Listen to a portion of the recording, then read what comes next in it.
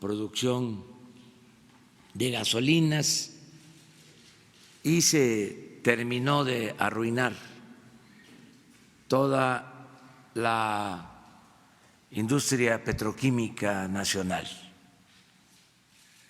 Ese es el saldo que nos dejaron, una industria petrolera en ruinas y con el riesgo, en el caso de la producción de petróleo, de que se generara una crisis mayor, porque se cayó en el último año la producción hasta 1.650.000 barriles aproximadamente, con una tendencia a la baja. Por eso se intervino en estos meses, se ha logrado estabilizar y ya se tiene el plan para rescatar la industria petrolera.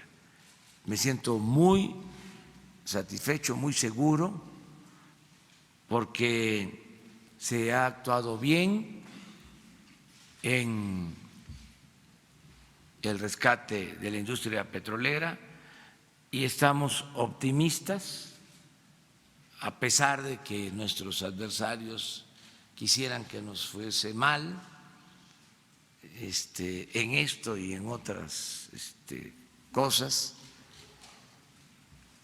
Se van a quedar con las ganas porque vamos bien y ahora les vamos a presentar este plan. En esencia consiste en seguir apoyando a Pemex en los primeros 3 años de gobierno con presupuesto y reducción de impuestos para que Pemex tenga recursos para que pueda invertir y que en los últimos 3 años del gobierno, del sexenio, ya con más producción, con los excedentes que se van a obtener, Pemex va a contribuir al desarrollo de México. 3 años para rescatar a Pemex y que aumente la producción y 3 años para destinar inversiones al desarrollo nacional, sembrar el petróleo. Ese es el plan que tenemos y es lo que va a exponer ahora Octavio Romero, director de Pemex. Entonces, lo escuchamos.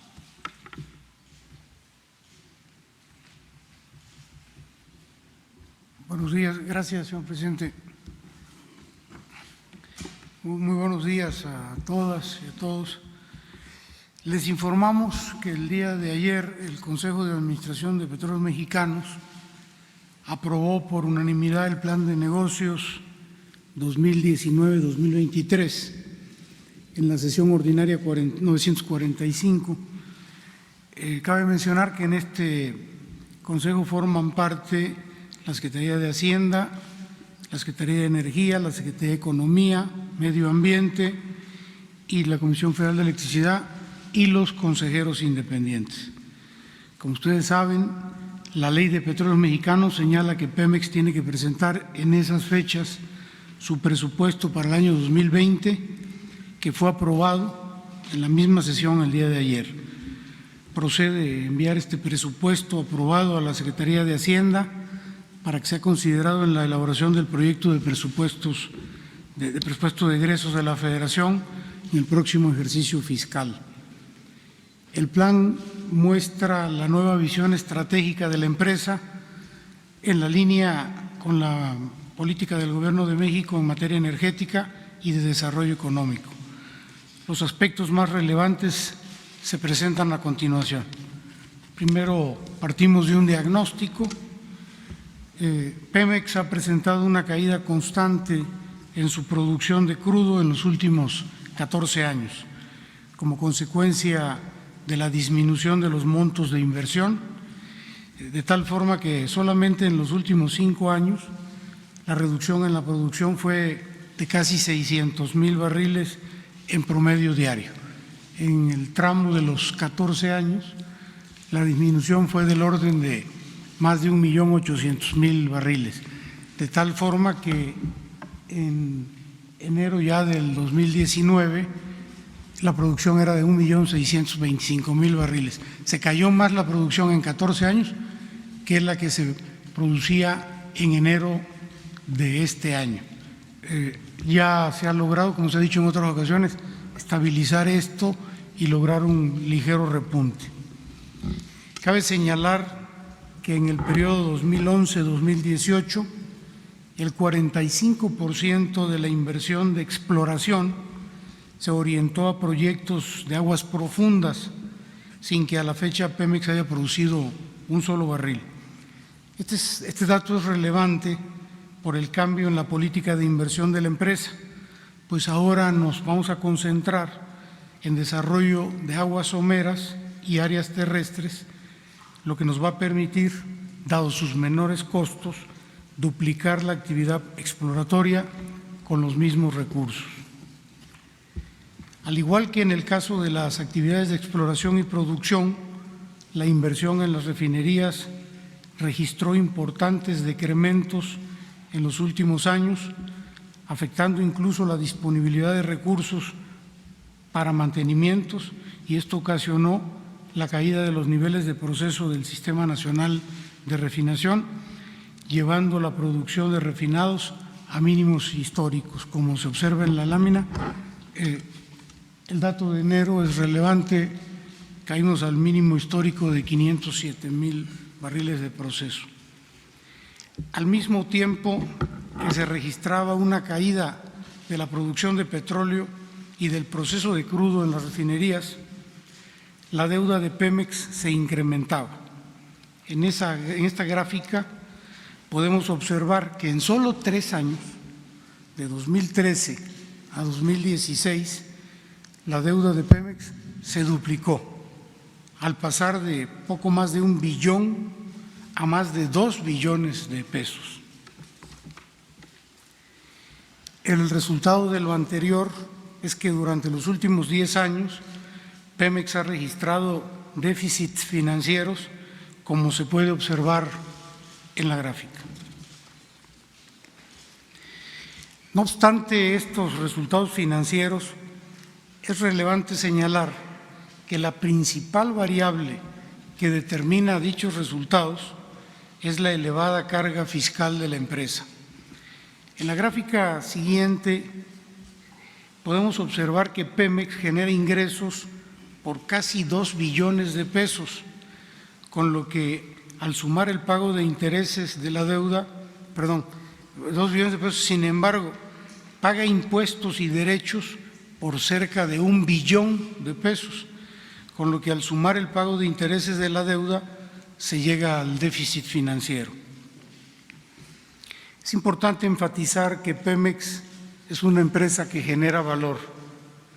Si medimos la rentabilidad en términos de el EBITDA, que son los ingresos antes de intereses, impuestos, depreciación y amortización, y la comparamos con otras empresas petroleras internacionales, podemos observar que Pemex está por arriba del promedio de la industria, como se indica en la gráfica.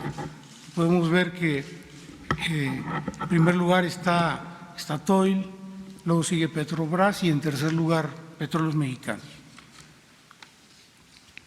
En resumen, son 3 los problemas estructurales que enfrenta la empresa: la elevada carga impositiva, su deuda y la baja inversión. Esto atrapó a Pemex en un círculo vicioso. La estrategia. La esencia de este plan es proponer soluciones que resuelvan estos problemas históricos. Para ello, con el apoyo del Gobierno de la República, al anunciar que respaldará y apoyará un cambio al régimen fiscal de Pemex, se ha dado un paso histórico a fin de que la empresa tenga un alivio en su carga fiscal que le permita liberar recursos para detonar proyectos de inversión en la producción de petróleo. Cabe señalar que como una primera medida para este año 2019 se amplió el beneficio fiscal en el pago de los derechos de producción de petróleo a través de la publicación de un decreto que resultó en un beneficio del orden de 30,000 millones de pesos para este año.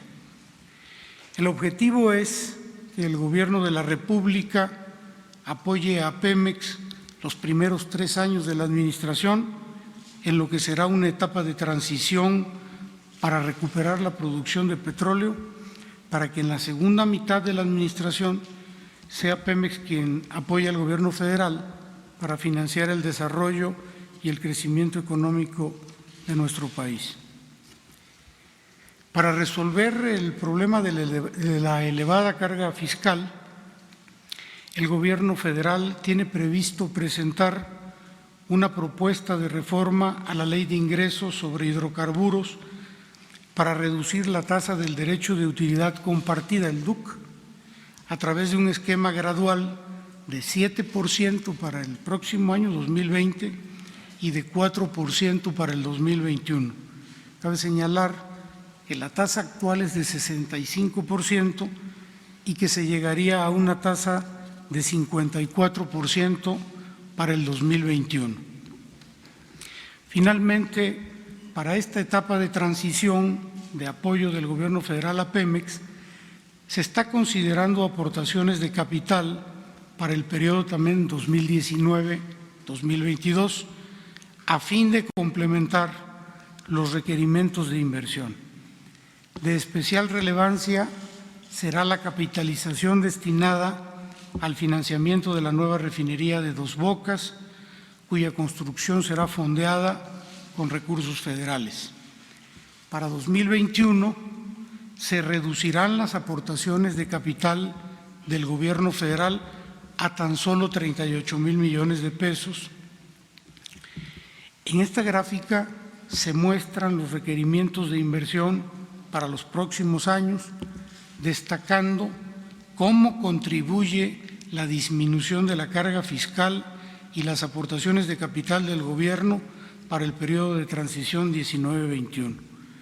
Asimismo, se contempla que la inversión pública se complemente con la inversión privada a través de contratos de servicios de largo plazo para la producción de petróleo, los CESIES. Lo anterior permitirá que Pemex pueda contar con recursos para invertir en la producción del petróleo y en la recuperación de la capacidad de las refinerías. En materia de exploración, la estrategia se orienta en intensificar la actividad en áreas terrestres y aguas someras, privilegiando prospectos aledaños a los campos en producción, en reducir también los tiempos entre el descubrimiento y la primera producción de los nuevos campos y en fortalecer el portafolio exploratorio para el mediano y largo plazo. Para incrementar la producción de aceite y gas, uno de los ejes fundamentales del plan de negocios consiste en acelerar el desarrollo de los nuevos yacimientos descubiertos, así como incrementar la actividad de desarrollo en campos en explotación, tanto con pozos nuevos como con reparaciones mayores. Con el fin de detener la declinación e incrementar el factor de recuperación de los campos maduros, se tiene considerado aumentar la actividad de mantenimiento a la producción base, así como la implementación de procesos de recuperación secundaria y mejorada. Con ello, se prevé incrementar la producción a niveles de 2.697.000 barriles promedio diario en el último año de esta administración.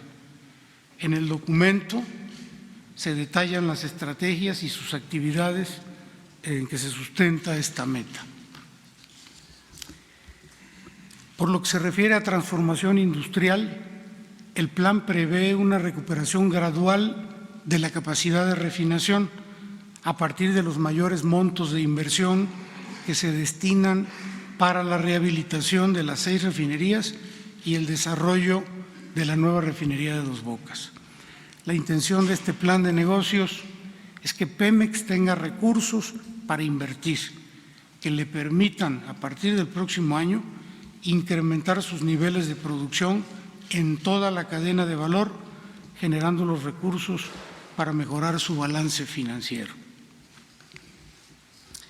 De esta forma, con esta estrategia integral, Petróleos Mexicanos logra su equilibrio presupuestario en el año 2021 y, como puede observarse en la pantalla, año con año, conforme aumenta la producción de petróleo, se incrementa el superávit financiero de la empresa. Es conveniente resaltar que la variable más relevante en este plan de negocios para lograr los resultados planteados es la reducción de la carga fiscal de la empresa. Finalmente, la estrategia que se presenta en este plan de negocios tiene la virtud de que en el mediano plazo y en el largo, nuestro país se beneficia por mayores transferencias de ingresos petroleros a la Hacienda Pública Federal. Los resultados del modelo financiero arrojan que en el horizonte 2021-2030 el Gobierno federal incrementaría la captación de sus recursos tributarios petroleros. Esta proyección demuestra el efecto positivo que tendrán los apoyos recibidos en el periodo de transición de la primera mitad de esta administración. En este documento, Pemex también deja clara su apertura a esquemas de negocio con el sector privado bajo un estricto cuidado de sus intereses y con acuerdos justos y transparentes, dejando atrás las prácticas en las que Pemex siempre salía perdiendo. Para hacer más eficiente la operación, tanto de los recursos materiales como humanos de Pemex, se tiene previsto adquirir y renovar equipos y herramientas para una buena parte de sus más de 200 talleres y plantas, así como desarrollar el capital humano y asegurar la transferencia del conocimiento mediante la capacitación y la certificación del personal. Por último, y no menos relevante, la estrategia considera incentivar el crecimiento del contenido nacional en las contrataciones de Pemex y seguir agilizando los procesos de contratación. Este plan de negocios demuestra que sí es posible un modelo diferente de gestión basado en la innovación, la eficiencia y, sobre todo, sin corrupción. Es cuanto, señor presidente.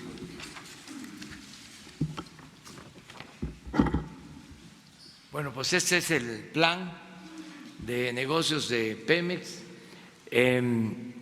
Es, como ya lo expresé, una opción. Estamos optimistas y pensamos que vamos a salir muy bien y que se va a recuperar la industria petrolera. Entonces abrimos para preguntas y respuestas. Presidente, buen día. Roberto Cruz, Grupo Impacto. Sobre el tema, se llama plan de negocios, cuando quizá debió llamarse plan de rescate, pero se ve que más que todo es un plan de trabajo, el cual es aceptable. Decir que es un plan de negocios yo creo que debería remitirnos más a ver contratos, a mencionar empresas, si este fuera un plan de negocios. Creo que es un plan de trabajo. Pero al principio de la exposición, el director de Pemex dijo que ya hay un repunte en estos primeros meses. ¿Qué significa esto? ¿Que ya empezaron a aplicar parte de este plan? ¿O cómo se dio ese repunte en la producción de Pemex? Tengo dos preguntas más, pero no son del tema. ¿Las hago más tarde? Sí. Perfecto. Sí, les comentaba que en enero de este año la producción cayó a un nivel histórico más alto y de alrededor de 1.625.000 barriles diarios. A partir de febrero y hasta la fecha, el promedio oscila en el orden de 1.680.000 barriles diarios, lo que implica un incremento en la producción de alrededor de 50.000 barriles, y esto fundamentalmente porque a partir de la caída se incrementó de manera importante los mantenimientos a los pozos, las reparaciones menores, las reparaciones mayores. Se hicieron una serie de actividades que permitieron que no siguiera cayendo la producción y lograr este repunte. A eso obedece lo que estoy señalando, de que se detuvo la caída y que se logró un ligero incremento. Ahora bien, ya en este año, y en otras ocasiones lo hemos platicado, estamos desarrollando 22 campos, y de esos 22 campos, 12 entran ya en producción en este año. El primero de ellos entra en producción a mediados del mes de agosto, y ya esto empezaría a sumar barriles adicionales a la plataforma actual. Y los otros 11 campos entrarán sobre los últimos meses de este año. Pero las otras dos preguntas no tienen que ver con esto. No, son temas. Bueno, vamos sobre esto y luego abrimos. Presidente, buenos días. Misael Zavala del Universal. Hoy en la portada del periódico llevamos este plan de negocios, un adelanto. Dice que en los 3 primeros años habrá una inversión de 1 billón de pesos para el rescate petrolero. Quisiera saber si en cifras, cuál sería la inversión total en estos primeros 3 años, y también cuáles serían las cifras de reducir la carga fiscal a Pemex, cuánto se ahorraría a Pemex en esta propuesta de reforma que van a tener. Gracias. Sí, este es un resumen muy apretado el que presentamos ahorita. Se va a dar a conocer, estamos intentando que el día de hoy mismo el documento completo, que son más de 200 páginas, donde se detalla con mucha precisión cantidad de cifras y las estrategias.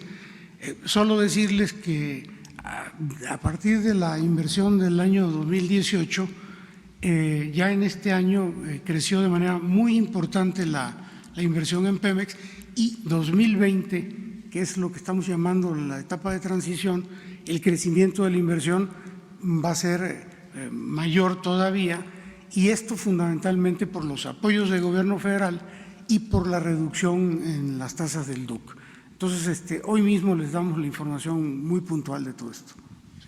Y por último, quisiera saber si en esta reunión que tuvo ayer el Consejo de Administración, el nuevo secretario de Hacienda estuvo de acuerdo en este plan de negocios, o hubo alguna aportación por parte del nuevo secretario. Gracias. Sí, platicamos con el nuevo secretario de Hacienda la semana pasada, previa a la reunión de negocios. Él, por razones de agenda, está saturado, y hubo un representante de Hacienda ayer en el Consejo y mostró la posición de Hacienda en sentido positivo al plan de negocios.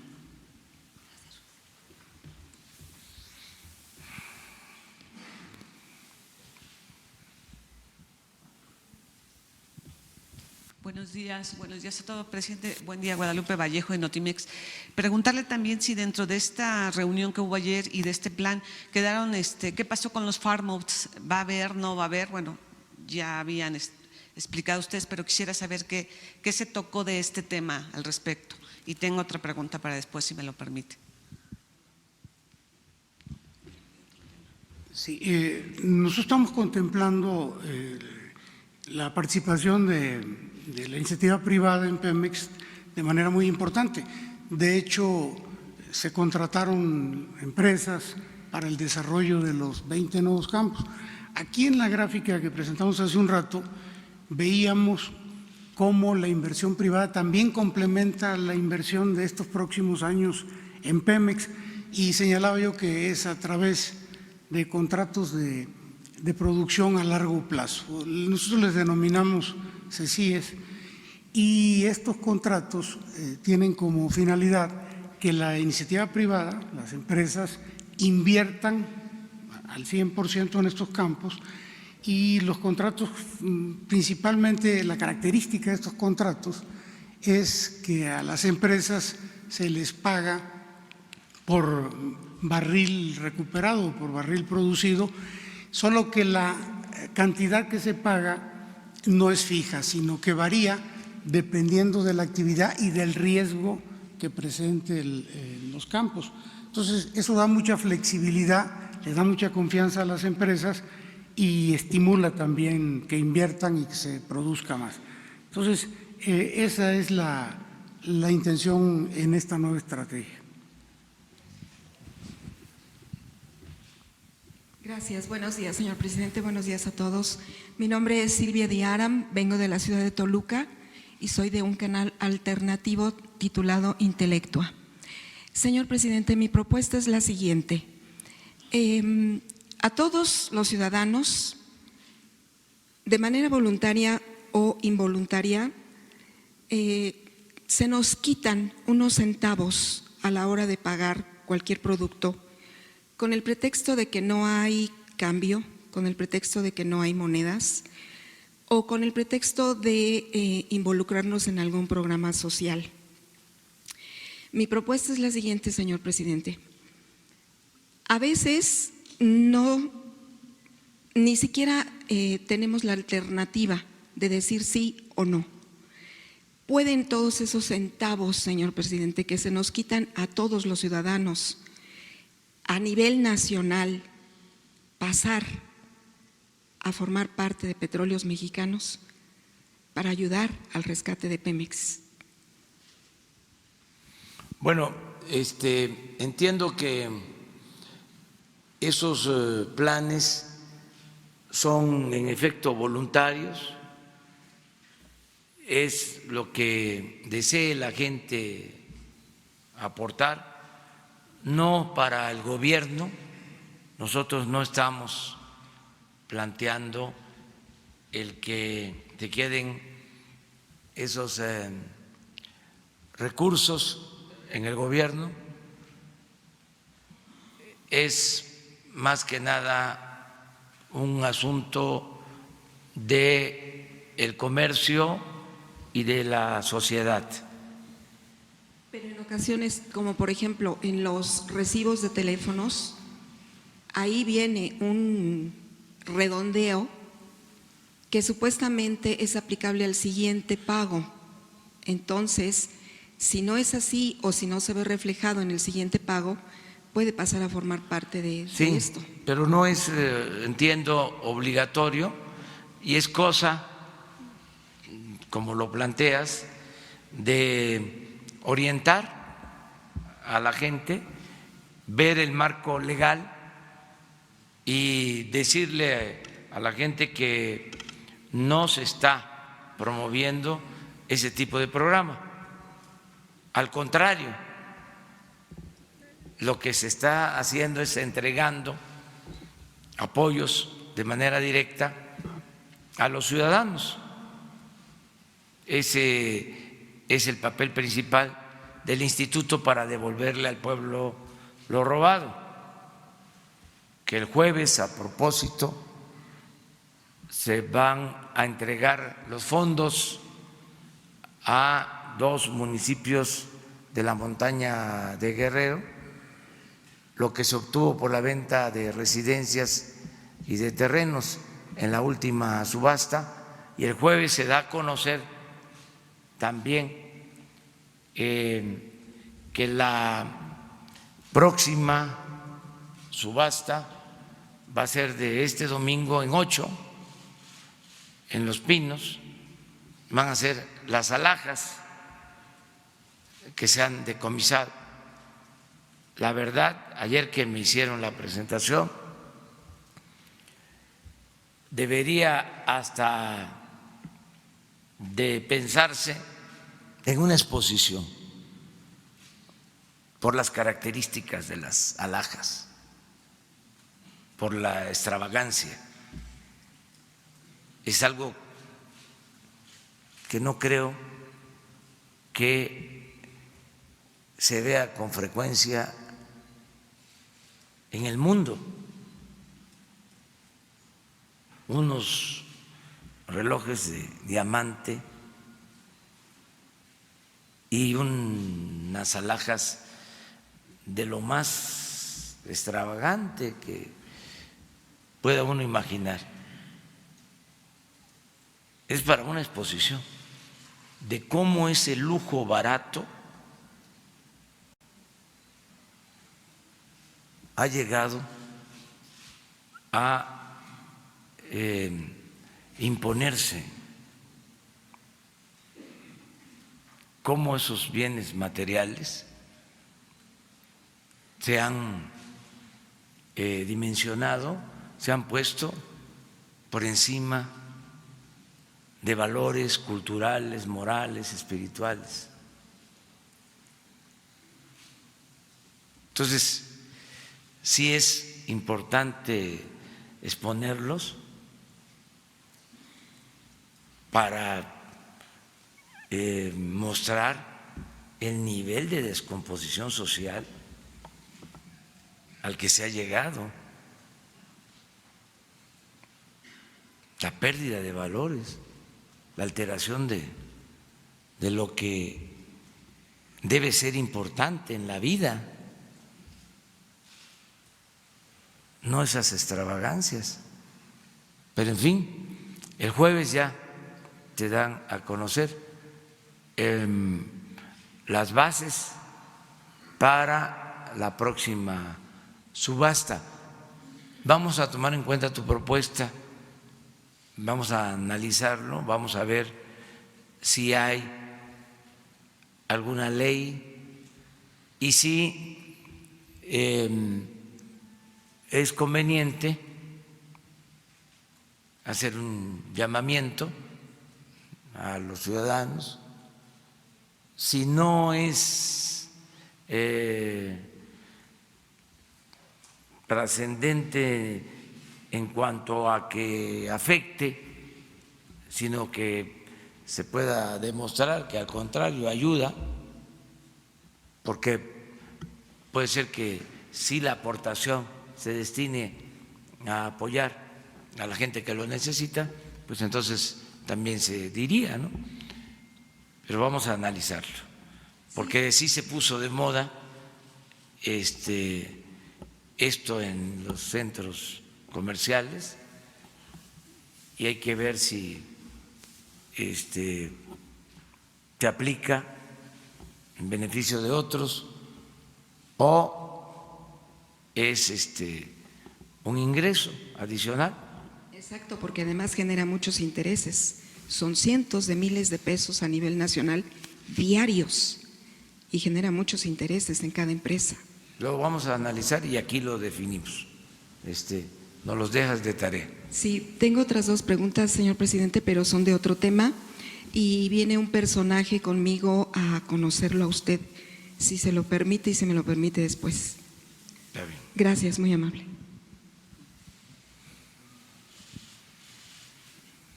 Gracias, presidente David Vicenteño de Grupo Imagen. Sobre este tema en particular, ¿qué participación va a tener o cómo está contemplado dentro de este plan de negocios en Petróleos Mexicanos el sindicato? ¿Qué aportaciones van a dar? ¿Qué ha propuesto? No sé si en esta reunión haya estado el señor Carlos Romero de Champs y ¿cuál será la participación y el destino? ¿Habrá esas contribuciones todavía de Petróleos Mexicanos al sindicato? ¿Estas se van a reducir? ¿Qué va a pasar con este gremio? Gracias. Y tengo otras dos también para otra intervención. Gracias. Sí, la última pregunta no estuvo presente. Ya señalé quiénes forman parte del Consejo de Administración de Pemex. Y con relación al sindicato, bueno, pues nosotros la reacción que hemos visto a lo largo de estos 7 años, parecen 7 años, de 7 meses, y el presidente lo ha constatado en las giras que ha hecho a instalaciones de Pemex, sobre todo a las refinerías, es que los trabajadores sindicalizados tienen muchísimas ganas de colaborar, lo están haciendo de manera… el otro día le informaba yo al presidente de que cuando hablamos con la gente, con los trabajadores, y les decimos de estrategias que vienen en el plan también, que ahora por razones de tiempo no mencionamos, más que de manera muy rápida, de que vamos a reactivar los talleres y las plantas de Pemex y a renovar las herramientas para que los trabajadores trabajen con más eficiencia. Hay mucho ánimo, les gusta mucho a los trabajadores. La verdad, tanto los trabajadores sindicalizados como los técnicos, los especialistas en Pemex son extraordinarios y la respuesta es muy buena. Todo el trabajo que se está contemplando en Pemex deriva y depende mucho de sus trabajadores. También, por ejemplo, el hecho de que los trabajadores de Pemex sindicalizados tengan acceso a combustible gratuito, todos los millones que eso significa. Y la instrucción que nosotros tenemos es de que los ingresos de los trabajadores no se tocan, incluso siempre van con la inflación, ligeramente por encima de la inflación, y a eso se circunscribe. Todos los trabajadores sindicalizados no van a tener ningún problema en sus ingresos. En otros niveles, sobre todo en los más altos, pues ustedes ya conocen que hubo reducción de sueldos y reducción de prestaciones, y eso ha contribuido mucho en los ahorros de Pemex por varios cientos de millones de pesos, miles diría yo. Sí. Miren, es muy importante el tema. Vamos a rescatar a Pemex con los trabajadores, con sus técnicos. Ese es un tesoro que tenemos, los trabajadores en general, los trabajadores electricistas, los maestros, los trabajadores de la salud, los trabajadores petroleros, están ayudando mucho, están contribuyendo para llevar a cabo la cuarta transformación de la vida pública del país. Son fundamentales, la verdad. Y no ha habido de parte de ellos resistencias, al contrario, hay entusiasmo, en este caso, para sacar adelante a Pemex. Trabajadores en activos, trabajadores jubilados, sean de planta, sean transitorios, técnicos, profesionales, y el compromiso es que se les mejore su situación laboral, es decir, que mejoren en sueldos, en salarios, en prestaciones. Todo el ajuste se está haciendo arriba y en lo que eran privilegios, eso ya se termina. Yo les comentaba que solo en atención médica privada para los altos funcionarios públicos se destinaban 5,000 millones de pesos del presupuesto. Y de verdad se hacían cirugía plástica los altos funcionarios públicos. Me consta, no es anecdótico, no es invención, se estiraban a costillas del erario. Y la caja de ahorro especial para los altos funcionarios públicos, que si ganaban 200,000 pesos al mes, dejaban 20,000 de ahorro y el gobierno, con dinero del presupuesto, que es dinero del pueblo, le aportaba otros 20,000 y ahorraban en un mes 40,000. Y cuando se iban, y esto incluye a altas personalidades, altos funcionarios,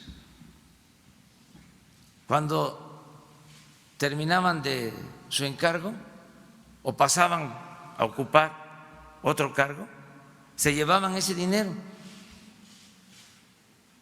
¿Cuánto costaba darle mantenimiento a esa caja? Cerca de 6,000 millones de pesos al año. Entonces todo eso se va a eliminar, es más, ya se eliminó.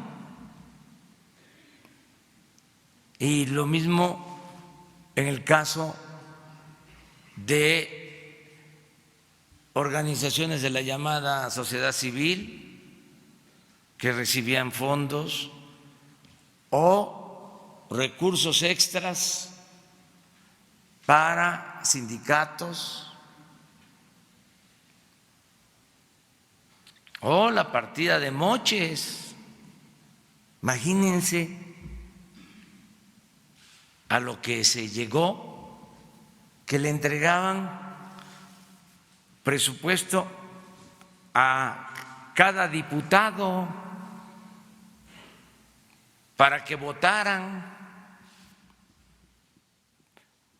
el presupuesto o las leyes.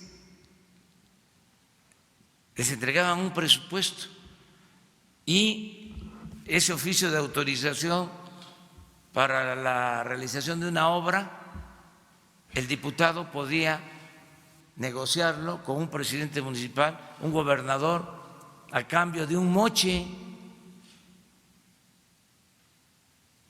Miles de millones de pesos así. Y todavía están defendiendo esa corrupción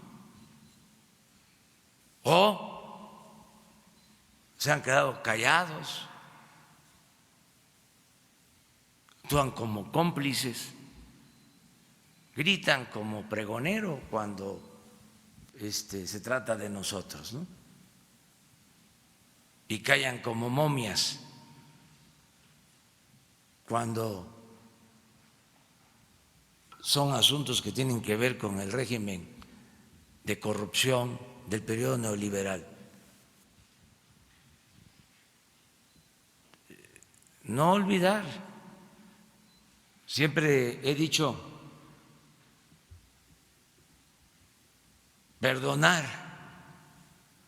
pero no olvidar.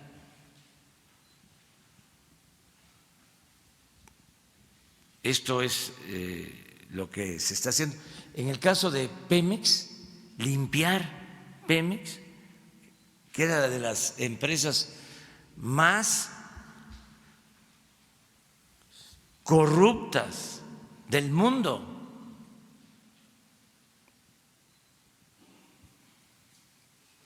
Bueno, al grado de que está prófugo uno de los directores de la empresa.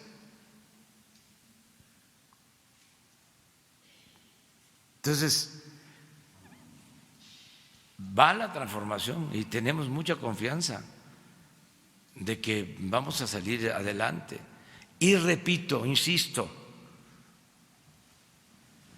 son nuevas maneras de evaluar el funcionamiento de la economía,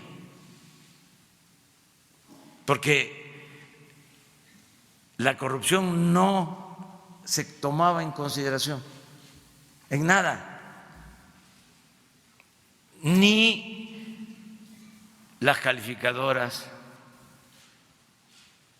ni las corredurías, ni el gobierno, no se hablaba ni siquiera del tema. ¿Dónde está en la agenda que impusieron el combate a la corrupción? ¿Hay una reforma estructural dirigida a eso? Omitieron que ese es el principal problema del país, o era el principal problema de México. Entonces, ahora es distinto. Dicen, no se están creando empleos. Pues sí, porque la metodología que tiene el Seguro Social, y no la queremos cambiar para que no vayan a hacer un escándalo los conservadores. La metodología del Seguro Social no toma en cuenta, y aprovecho para informar, que ya hay 800,000 jóvenes trabajando del programa Jóvenes Construyendo el Futuro. 800,000 jóvenes trabajando de aprendices, cosa que me da mucho gusto. Y no tome en cuenta que hay 200,000 sembradores. Ya nada más con esos dos programas es 1,000,000 de empleos nuevos. No aparecen en los datos del Seguro Social. Y al final también tomar en cuenta y hacer un análisis riguroso, en este caso científico, sobre la diferencia, y lo dejo de tarea a los economistas, la diferencia, incluso que podamos hacerlo nosotros, entre crecimiento y desarrollo. Porque en todo el periodo neoliberal solo se midió crecimiento.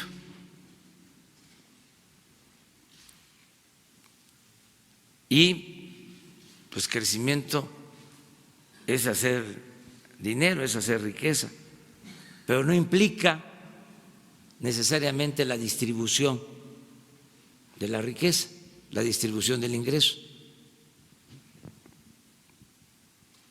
En el caso del país fue un fracaso rotundo la política económica,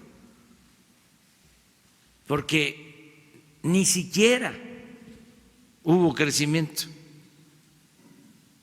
y lo poco que hubo se concentró en unas cuantas manos como nunca se había visto en la historia.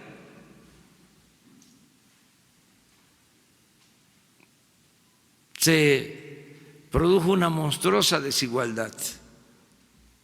Entonces, todos esos parámetros tienen que ser revisados para medir el desarrollo, el bienestar, a partir de los ingresos que le llegan a la gente, a partir del poder adquisitivo, del poder de compra de la mayoría de los mexicanos, a partir del bienestar, a partir de la felicidad, a partir del fortalecimiento de valores culturales, morales, espirituales.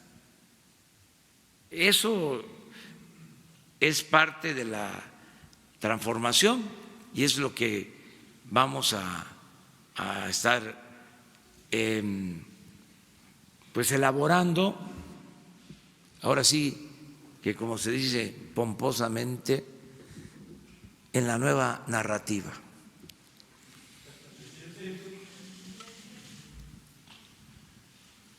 Bueno, presidente, iba a hacer dos preguntas, voy a hacer una porque luego una pequeñita para el director de Pemex. Mientras la Guardia Nacional está bastante ocupada en las fronteras con la cuestión de la migración, ayer Hipólito Mora, fundador de las autodefensas en Michoacán, junto con Manuel Mireles, pero ayer nada más Mora, advirtió al gobierno federal que nuevamente portará armas de fuego ante la nula intervención en seguridad pública en la región de Tierra Caliente. ¿Cómo toma usted esta advertencia? Finalmente son grupos armados fuera de la ley, lo fueron. Dice que no permitirá que ninguna autoridad lo desarme de un rifle y una pistola que traerá consigo en cualquier momento. Textualmente dice, cualquier autoridad que trate de detenerme o desarmarme va a tener que asesinarme, porque vivo ni a la cárcel me llevarán ni me desarmarán. Y esto me hizo recordar las palabras de Aldo Fassi, secretario de Seguridad de Nuevo León, que hace mes y medio dijo, textual, la violencia en el país está del asco y ni contratando ni trayendo a Superman se va a arreglar. Esto lo dice un secretario de Seguridad de un estado como Nuevo León, que él tiene, se supone, la obligación de tratar de frenar la seguridad, pues él dice que ni contratando a Superman. Hipólito Mora dice que va a volver a aportar armas. Son palabras de una autodefensa, ex autodefensa, y de un secretario de Seguridad estatal. ¿Qué opinión tiene, señor presidente, de esto? Y para el director de Pemex, no me contestó lo de el plan de negocios. Hay un empresario, Bayeres, creo que creó su propia petrolera. Hablaron ya con ellos, ya tienen nombres de empresa, ya aceptaron sus condiciones, cómo va a ser el trato. Ese es un plan de negocios. Esos son. Bueno, mire, sobre las opiniones de las personas en este tema, yo soy respetuoso de lo que expresan. Nada más recordar que todos debemos de actuar con rectitud y apegarnos a la ley, al margen de la ley nada, por encima de la ley nadie, y yo creo que a todos nos conviene actuar en un país en donde exista un verdadero, un auténtico Estado de Derecho. Nosotros somos responsables de garantizar la seguridad pública.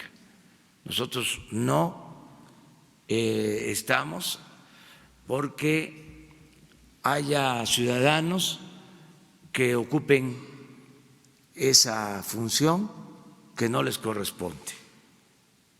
No estuve de acuerdo en su momento con esa estrategia, ni estoy de acuerdo, porque no le corresponde a las personas el garantizar la seguridad pública. Es una responsabilidad del Estado mexicano.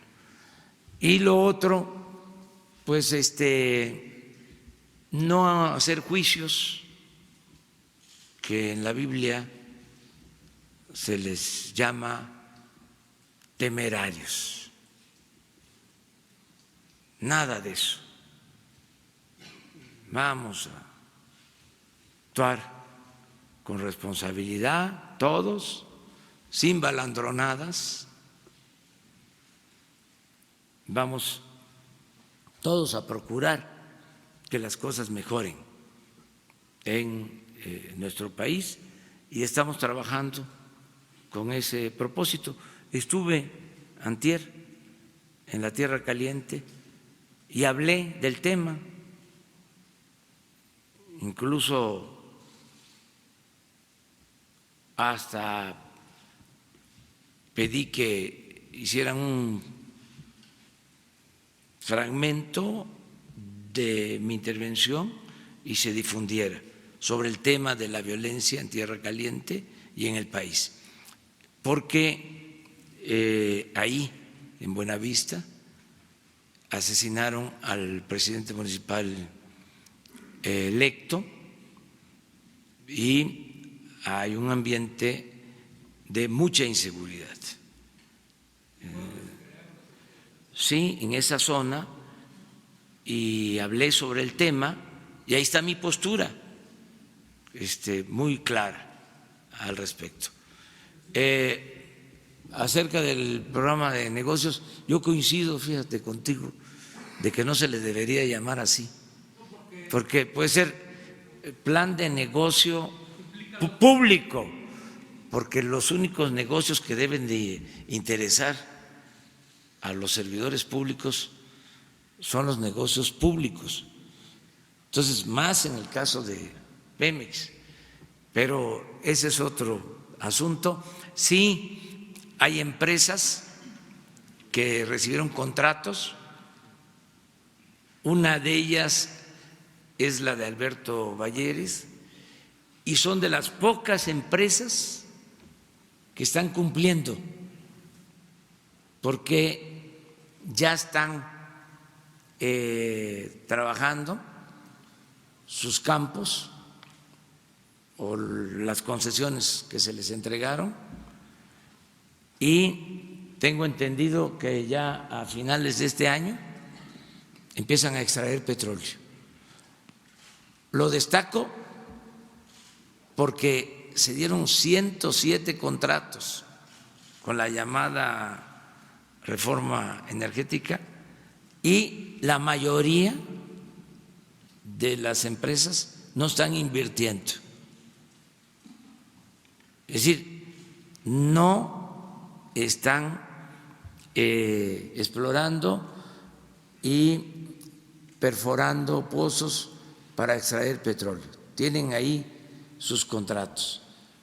Hay otras empresas como esta de Balleres que sí está invirtiendo y ya van a empezar a producir. ¿Tú tienes la información? A ver, ¿por qué no informas sobre eso? Sobre las empresas particulares. Sí, son los contratos derivados de la reforma energética en las rondas. Se tiene pensado que este año van a entrar Petroval, que es la empresa de Sor Balleres, entra con producción este año, y otra empresa italiana que se llama Eni, que probablemente sea la primera que entre con producción, y posteriormente Petroval, hacia finales de este año. Ahí vamos por acá. Y luego tú. Gracias, señor presidente. Buen día. Alejandro Lelo, de la red Grupo Cantón. Presidente, preguntarle también al señor director, de este billón de pesos, de un millón de millones que paga Pemex de impuestos, con la reforma fiscal, ¿cuánto dejaría de pagar aproximadamente? Y esto evidentemente va a repercutir en la en los ingresos del Estado y después repercutiría en los egresos.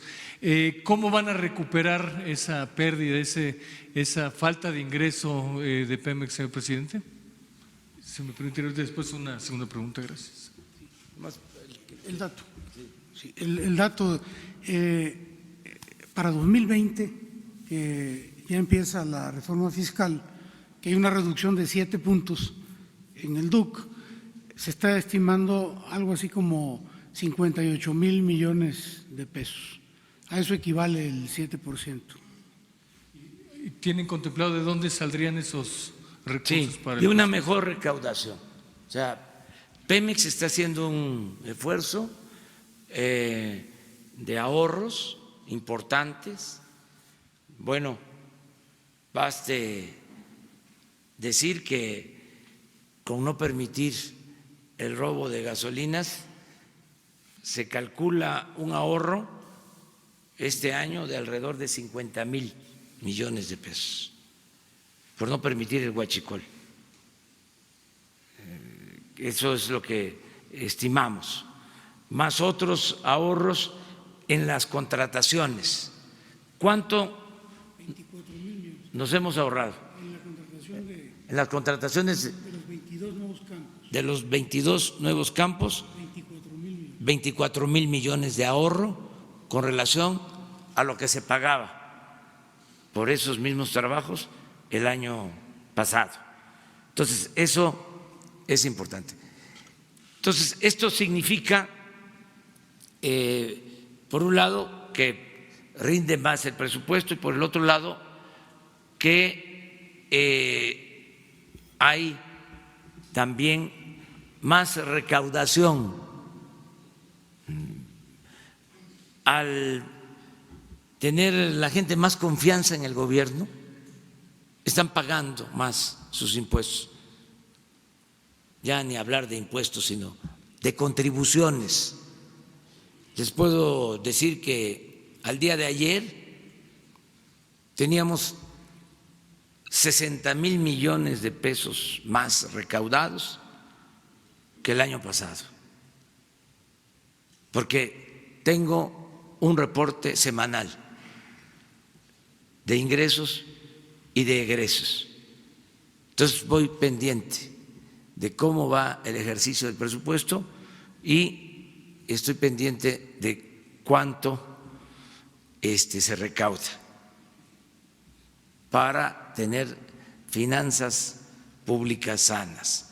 Entonces, lo que se le quite de impuesto a Pemex se va a compensar con ahorros y también con una mejor recaudación. Informé hace como 10, 15 días que este año 1 millón de personas se inscribieron para pagar impuestos, 1 millón más de los que manifestaron ser contribuyentes. Entonces, vamos bien en eso y consideramos que vamos a poder terminar de financiar el apoyo a Pemex. La segunda, gracias, presidente, muy rápido. El pasado jueves presenta el coordinador de los senadores de Morena un libro, se llama Reforma al Sistema Financiero. En ese libro toca un tema que yo tenía mucho que no escuchaba, un tema muy importante, el tema del FOBAPROA IPAB. En ese libro plantea que la deuda del FOBAPROA IPAB alcanzó 1.326.000 millones de pesos. Se han pagado alrededor de 867.000 millones de pesos y se deben algo así como 467.000 millones de pesos. Plantea algo terrible, que esta deuda se va a terminar de pagar en 70 años. Todavía faltan 70 años. Hay un libro muy importante, señor presidente, de 1999, que se llama FOBAPROA, Expediente Abierto. Ese libro creo que es el trabajo más documentado sobre ese fraude. Ese libro lo escribió usted. La pregunta muy concreta, señor presidente: este año hay alrededor de 55,000 millones de pesos para el IPAB FOBAPROA. ¿El FOBAPROA es un expediente abierto, presidente? Esa sería la pregunta. Gracias. Sí, es buen libro. Sí, miren, ese es otro elemento de prueba del fracaso rotundo de la política neoliberal. Fíjense la concepción, se genera una crisis y se piensa en rescatar con dinero público a los de arriba, en este caso a los bancos y a las grandes empresas. En vez de rescatar a los de abajo, se piensa en rescatar a los de mero arriba. Y se estima que iba a costar el rescate en aquel entonces 110,000 millones de pesos. Eso lo dice en un informe el entonces presidente Zedillo. Por eso no le tengo mucho respeto a los tecnócratas, porque no son serios. Bueno, de esos 110,000 millones de pesos pasó a 1 billón y en efecto a la fecha ya son 2 billones, porque cada año se tienen que destinar del presupuesto de 30 a 50,000 millones para pago de intereses de esa deuda. Se utilizó el presupuesto para rescatar a los potentados. Se convirtieron deudas privadas en deuda pública. Si nosotros nos metemos ahora a revisar este caso, se nos va a generar un problema muy grave. Sí es expediente abierto para que nunca más sucedan estas cosas. Y yo estoy convencido que es mejor la condena al modelo, que es mejor condenar la corrupción, porque eso fue un acto de corrupción, un gran saqueo. Es mejor eso que estar solo castigando a los personeros de esas políticas de saqueo. No quiere decir que esté por la impunidad, pero tenemos que pensar en la nación. Tenemos que dar gracias al pueblo porque se logró este cambio para dejar atrás todo ese pasado terrible de podredumbre, de inmoralidad. Entonces, pensar hacia adelante, nunca más un Fobaproa. Esto que recientemente estamos padeciendo de los contratos, se enojan algunos porque digo que son contratos leoninos los de los gasoductos, pero la verdad se pasaron, abusaron y andan ahí queriendo meter miedo, diciendo que esto va a alejar la confianza de los inversionistas en el país. No, porque hay un movimiento y nosotros somos parte de ese movimiento y vamos a promoverlo cada vez más en el mundo para que prevalezca la ética, la moral, no solo en la política, en la economía, en las finanzas. Si tengo tiempo, voy a hacer un libro sobre la economía moral, si tengo tiempo, para explicar el modelo alternativo al neoliberalismo, a la política neoliberal.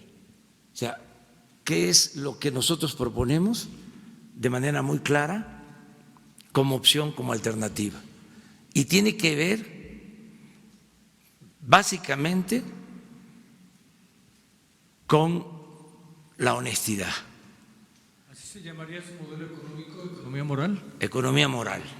Si me tocara definir, lo diría de esa forma. Imagínense en el pasado, además de estos contratos, utilizar la banca de desarrollo,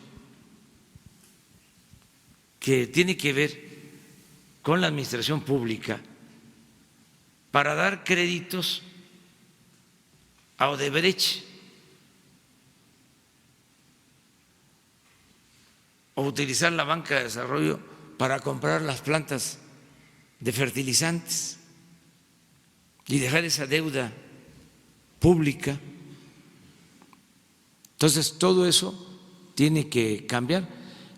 Lo del FOBAPROA no debe olvidarse, pero sí considero que son acciones del mercado que se tienen que estar financiando. Nosotros hicimos el compromiso de respetar contratos, de seguir pagando servicio de deuda, que ese es otro tema que no se lee en los periódicos, no dicen nada los columnistas, pero cuando entró, o mejor dicho, cuando terminó el presidente Fox, la deuda pública era de 1.7 billones, 1.7. Calderón la dejó en 5.2 billones, la incrementó más de 200%. Y el presidente Peña la llevó a cerca de 10 billones. ¿Qué estamos pensando nosotros? Mantenerla en términos reales, que no haya aumento. Para los que dicen dónde está el cambio, hoy les puedo decir, a 7 meses no ha aumentado la deuda, es más, se ha reducido la deuda pública en 7 meses. Esto no quiere decir que así va a terminar el año, porque vamos a requerir, ¿sí?, algún recurso, pero no va a aumentar en términos reales. ¿Sí van a pedir prestado? No para satisfacer las necesidades, pero ahora tenemos una disminución, o sea, tenemos un colchón. En términos reales, de acuerdo al producto, es más baja la deuda hoy que en noviembre del año pasado. Eso lo podemos probar. Presidente. Buenos días, Antonio López de La Razón, presidente. En materia migratoria tenemos entendido que al principio de su administración usted solicitó a la UNICEF que colaborara con la creación de un protocolo para proteger a los menores migrantes.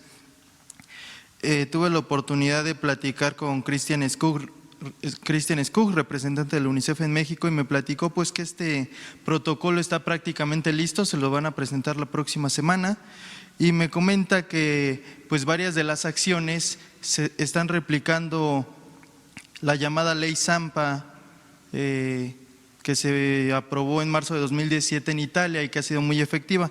Esta contempla, entre otras cosas, que los menores migrantes no estarán sujetos a proceso de detención, tener acceso al Servicio Nacional de Salud durante su estadía, la asignación de tutores, el acceso a programas de familias de acogida y que adicionalmente sean admitidos en instituciones educativas.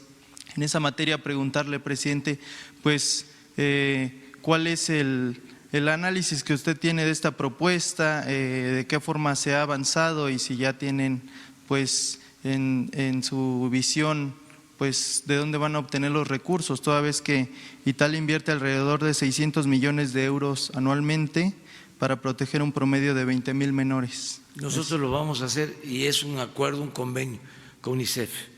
Ya se llevó a cabo este encuentro con la directora de UNICEF y se acordó elaborar un programa conjunto que se va a aplicar en protección a niños migrantes. ¿Cómo estaría funcionando este programa, Vamos por ejemplo, de a las familias de acogida? Sí, vamos a esperar a que nos presenten su propuesta. Y como tiene que ver con Naciones Unidas, nosotros lo vamos a implementar, lo que ellos nos propongan. Perfectísimo. Otra pregunta, presidente, sobre el tema de Carlos Lomelí. Tenemos información que en la presente administración las empresas, una empresa en particular vinculada con él obtuvo 7 contratos por un monto de 164,460,000 pesos. 5 de estos contratos fueron por adjudicación directa. Usted el pasado 29 de abril reconoció que 3 de cada 4 contratos se están otorgando de manera directa y literalmente dijo, tenemos que cuidar mucho lo que tiene que ver con las entregas de contrato. Yo prefiero que se cuide a quién se van a dar los contratos. 5 de estos 7 contratos fueron adjudicados directamente a esta empresa vinculada con Carlos Lomelí, que ahora está siendo investigado. En esa materia, preguntarle al presidente, ¿en verdad se está verificando y se está cuidando a quién se entregan estos contratos? Sí, se está cuidando, y en el caso de que alguien no cumpla con las normas, se investiga y se sanciona. Ya no hay impunidad, sea quien sea. Yo aquí les recuerdo que hasta di a conocer un memorándum acerca de mi familia. No voy a proteger a nadie, no hay impunidad. La gente confía en nosotros. Cero corrupción, cero impunidad. Podrá ser un hermano, un hijo, mi esposa, quien sea. No va a haber impunidad para nadie. No somos hipócritas como los conservadores.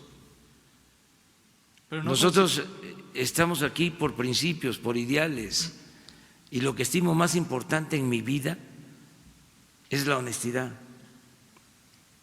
Pero ¿no considera, presidente, que si se llevasen a cabo estos protocolos de revisión, pues no hubiera la necesidad de que, o sea, estos 5 contratos quizá ni siquiera se le hubieran otorgado a Carlos Lomelí, toda vez de que él empezó con este tipo de… Es que hay que ver bien la investigación, también para no hacer juicios sumarios, porque no es ajustícialo, condénalo y luego averiguas. No es así. O sea, es que se haga la investigación y que sin influyentismo, sin impunidad, se castigue a los responsables, pero no adelantar vísperas. Hay que esperar a que se haga la investigación. La oficina, la Secretaría de la Función Pública está trabajando sobre esto y Irmeréndira Sandoval es recta, no va a dejar pasar nada a nadie. Pues yo aprovecho para decirle a los conservadores que todavía hay en el gobierno, porque no se puede limpiar todo, los que se quedaron con las malas costumbres, que primero es mejor la honestidad.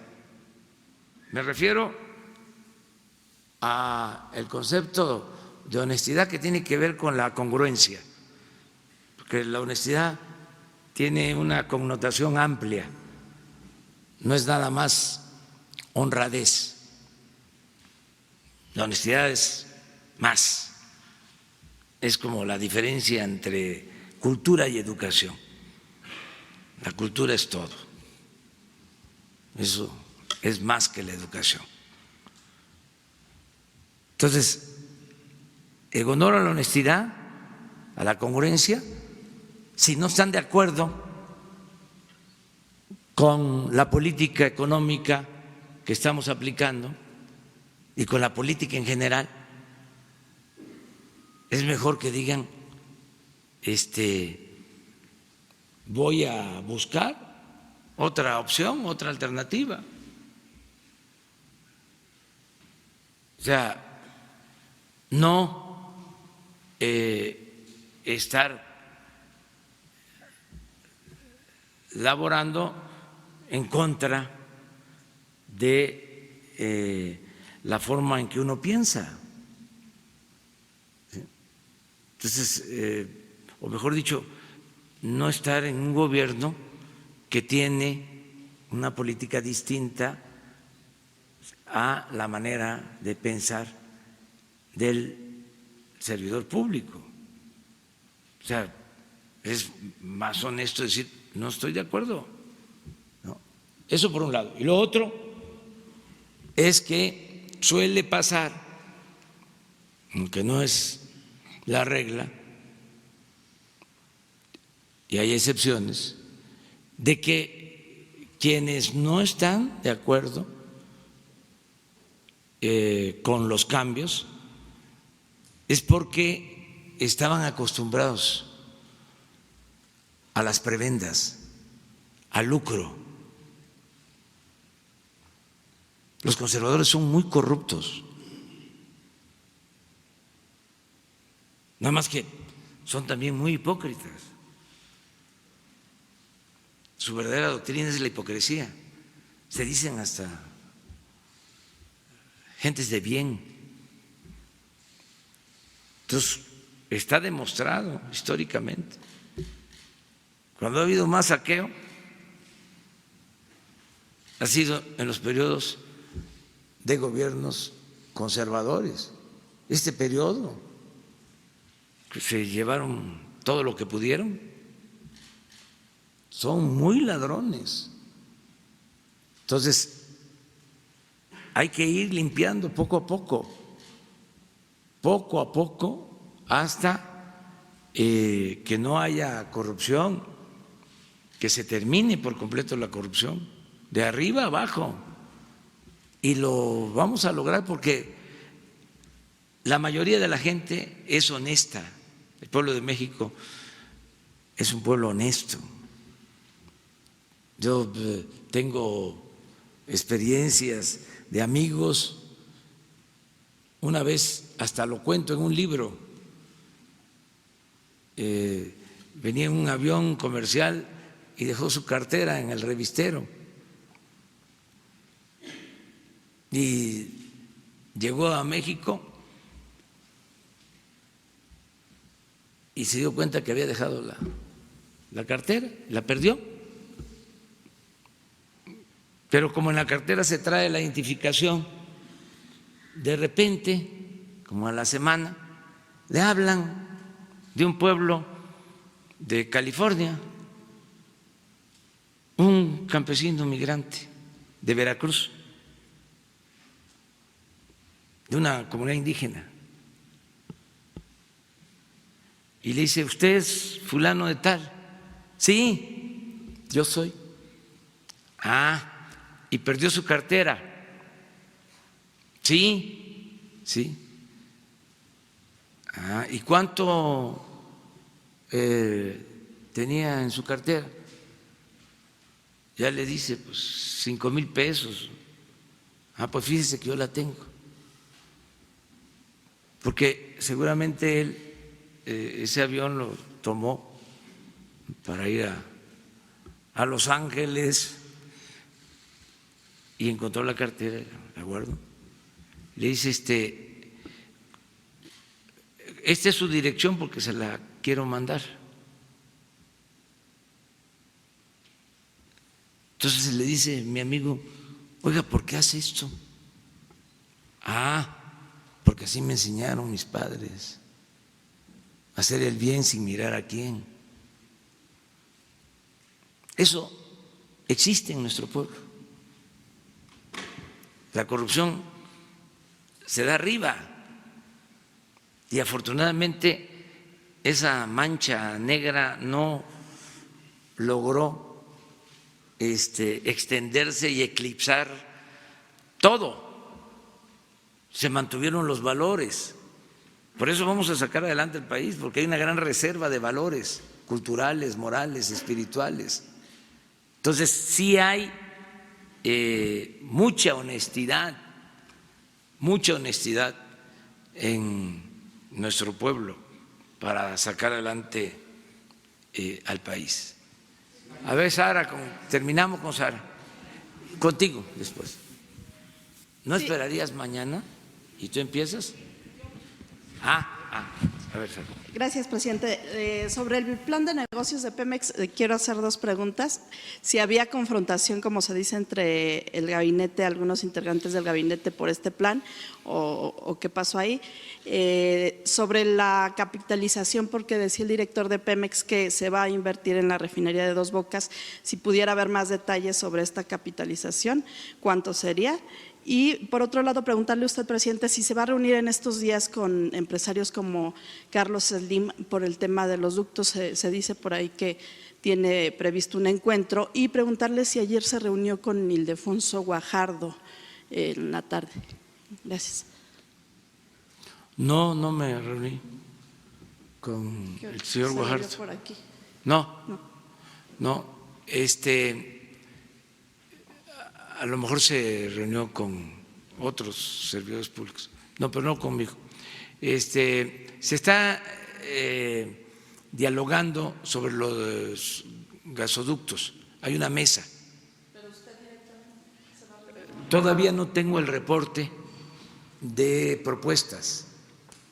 O sea, si hace falta, lo haría. Pero la dinámica es, hay un representante de las empresas, bueno, había un representante de las empresas, así comenzó la Comisión Federal de Electricidad, los dos representantes de los organismos empresariales, Antonio del Valle y Carlos Salazar, y un representante de Presidencia, Alejandro Esquer.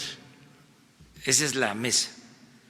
Luego se acordó que los mismos, pero empresa por empresa. ¿Sí? Y tengo entendido que ya están por terminar hoy de la primera revisión. O sea, el primer intercambio,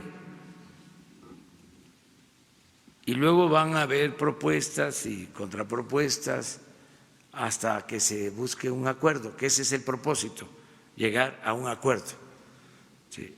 Que sea satisfactorio para las dos partes y que sea, en el caso nuestro, benéfico para los intereses de la nación. Ese es el planteamiento. Entonces, van bien las pláticas, no ha habido ninguna manifestación de rechazar el diálogo, o sea que vamos bien. Eso es lo que preguntaste, ¿no? Y lo otro…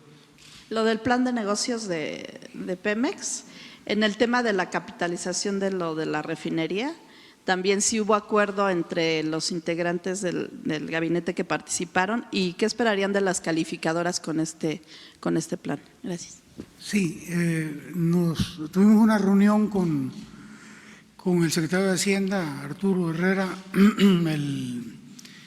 al día siguiente de que fue nombrado, y precisamente para este tema del plan de negocios y del presupuesto de Pemex, y ahí se le plantearon todas las variables y las necesidades, y en el caso concreto de la refinería se contempla para el 2020 alrededor de 41,000 millones de pesos de aportación del gobierno federal. ¿Qué esperarían de las calificadoras con este plan?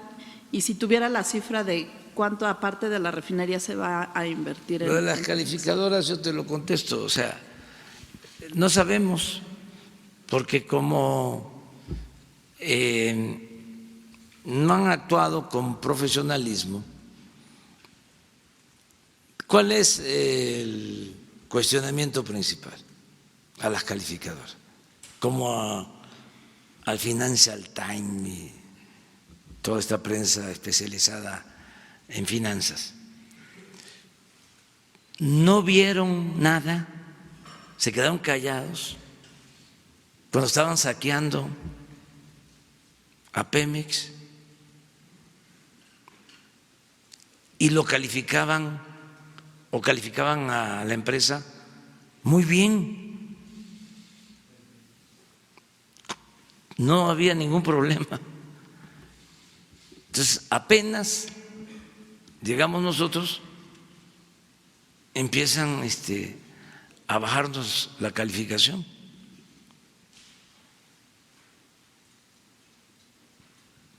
Entonces, a ver, que alguien me explique cómo fue que no dijeron nada en el sexenio pasado, que se desplomó la producción en Pemex. ¿Cuánto se cayó en un año?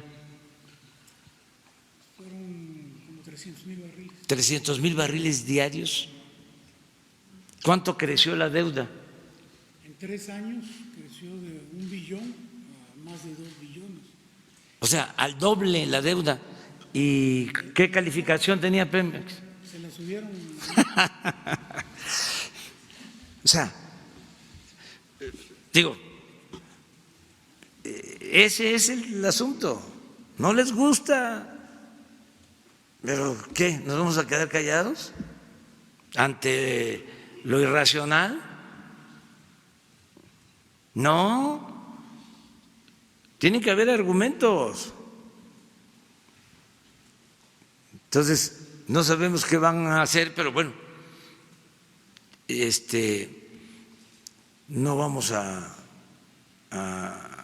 confiar, sí, ojalá, ¿no?, y actúen con profesionalismo y con responsabilidad. Pero eso que estás planteando ahora es interesantísimo. Aumentan al doble la deuda en 3 años, se cae la producción y le dan una mejor calificación a Pemex. Y ahora que estamos rescatando de ese desastre a Pemex, nos bajan la calificación. A la concepción neoliberal. Imagínense ustedes lo que les pasó a los que se formaron en la época de la Unión Soviética, cuando se derrumba el régimen. Pues así están ahora todavía, están aturdidos, no saben cómo enfrentar la nueva realidad, están desconcertados. Entonces piensan que con mentiras, con sofismas, van a mantener al viejo régimen corrupto, o que nos van a hacer cambiar. Además, es tan irreal lo que plantean algunos, pues que no tienen ningún efecto. Por ejemplo, hasta el mismo exsecretario de Hacienda, ¿no?, cuando me plantea, vamos a esperar a dar a conocer la renuncia el sábado por los efectos del mercado. No, le digo, ¿qué efectos del mercado puede haber si no tenemos nada que ocultar? Además, quienes manejan el mercado están informados y son inteligentes. No, pero a lo que voy es que se toma la decisión, no pasa nada, un poco de desconcierto el primer día, los mercados sin problema, ya cambió. Entonces que el Wall Street Journal saca un editorial diciendo que con la salida del secretario de Hacienda se debilita la economía de México. ¡Qué barbaridad!, ¿no? Ya no es lo mismo. Esto cambió. Sí.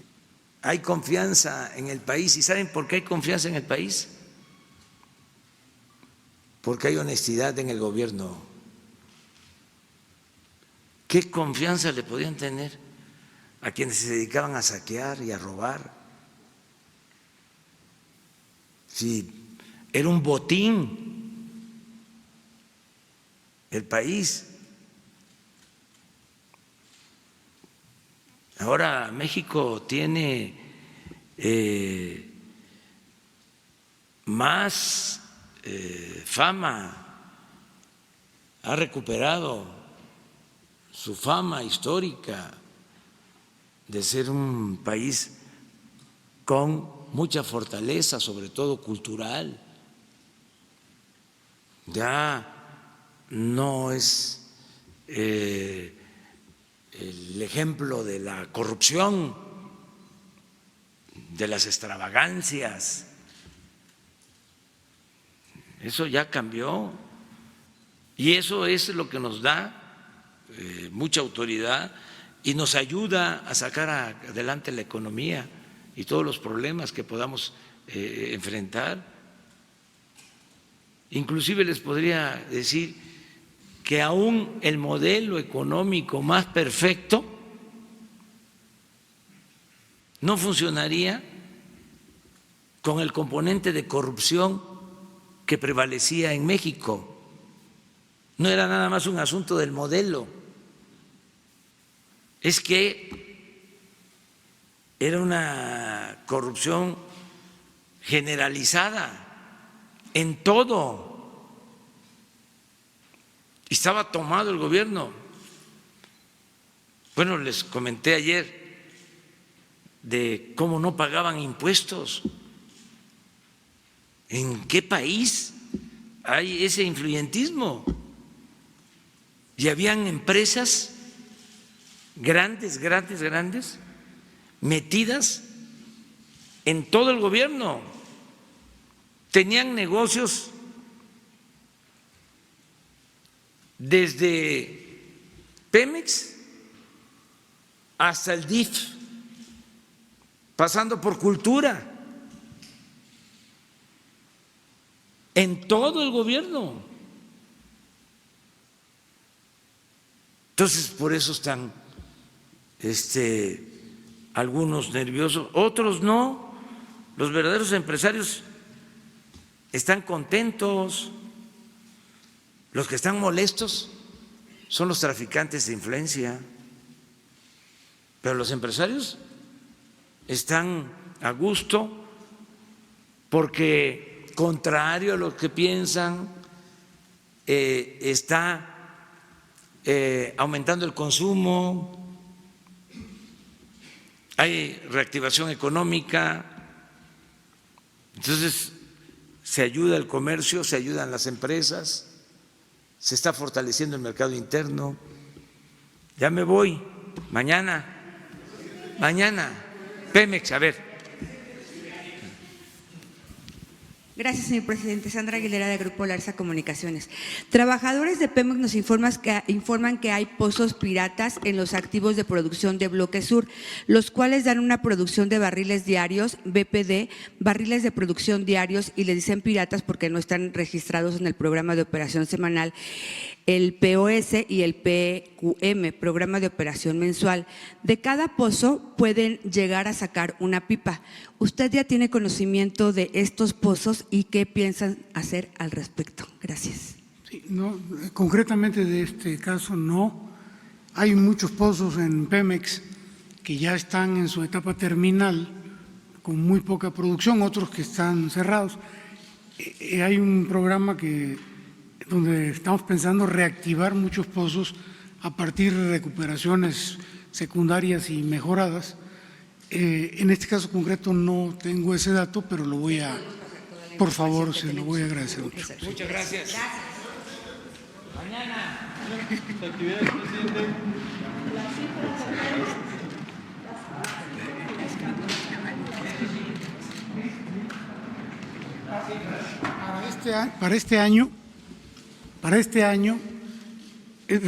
Para el 2020, básicamente son 3 rubros. Uno tiene que ver con la refinería, que son 41,000 millones, como te señalaba.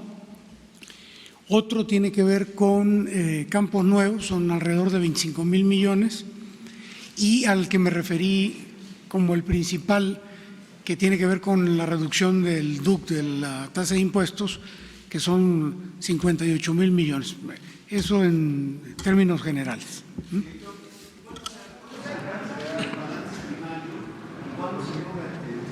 Balance financiero. Mi pregunta es, ¿cuándo vamos a alcanzar un superávit primario con este plan de negocios? ¿Cuándo se va a lograr el balance financiero, si tienen proyectado? Y que me pudiera decir si con este plan de negocios permite a Pemex desarrollar sus operaciones similar a las empresas petroleras del mundo. Sí, lo presentamos aquí hace un momento.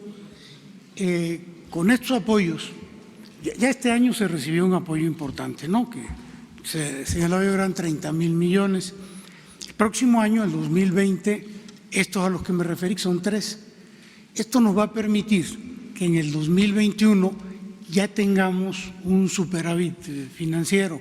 ¿Sí? Ya en ese momento Pemex empieza a no tener pérdidas. Entonces, ¿el próximo año tenemos el balance financiero? No, todavía el próximo año 2021. es 2021. ya y vamos a tener un superávit financiero. Es muy corto el periodo, por eso es tan importante el apoyo del gobierno federal en este momento, porque Pemex con estos apoyos en muy corto plazo logra estos resultados. Sí.